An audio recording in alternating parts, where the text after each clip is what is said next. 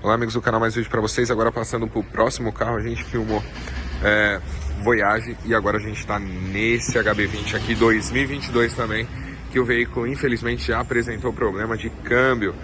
O nosso técnico de bancada está lá dentro fazendo já a substituição dos rolamentos que estão danificados, mas já está sem a belezinha do câmbio aqui, tá? A gente fez toda a avaliação ali da parte do volante do motor, da parte do kit de embreagem, tá ok?